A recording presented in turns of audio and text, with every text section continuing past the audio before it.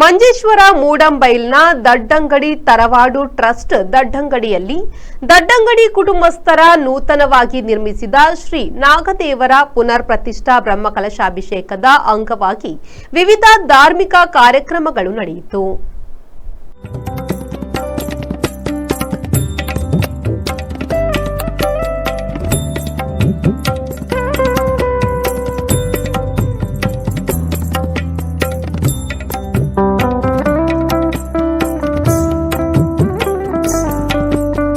April 11 ಶುಕ್ರವಾರದಂದು ಕ್ಷೇತ್ರದಲ್ಲಿ ಶ್ರೀ ನಾಗದೇವರ ಪ್ರತಿಷ್ಠಾ ಬ್ರಹ್ಮಕಲಶಾಭಿಷೇಕ, ಆಶ್ಲೇಷ ಬಲಿ, ತಂಬಿಲ, ಮಹಾಪೂಜೆ, ಪ್ರಸಾದ ವಿತರಣೆಯು ನಡೆಯಲಿದ್ದು, ಗುರುವಾರ ಸಂಜೆ ದೇವತಾ ಪ್ರಾರ್ಥನೆ, ಪುಣ್ಯಾಹ ವಾಚನ, ಸ್ಥಳ ಶುದ್ಧಿ, ಪ್ರಸಾದ ಶುದ್ಧಿ, ರಾಕ್ಷೋಗ್ನ ಹೋಮ, ವಾಸ್ತು ಹೋಮ, ವಾಸ್ತು ಬಲಿ, ಪ್ರಕಾರ ಬಲಿ, ನಾಗದೇವರ ಬಿಂಬಾದಿವಾಸ, ಕಲಶಾದಿವಾಸ, ಅದಿವಾಸ ಹೋಮ ಹಾಗೂ ಕುಣಿತ ಭಜನೆಯು ನಡೆಯಿತು.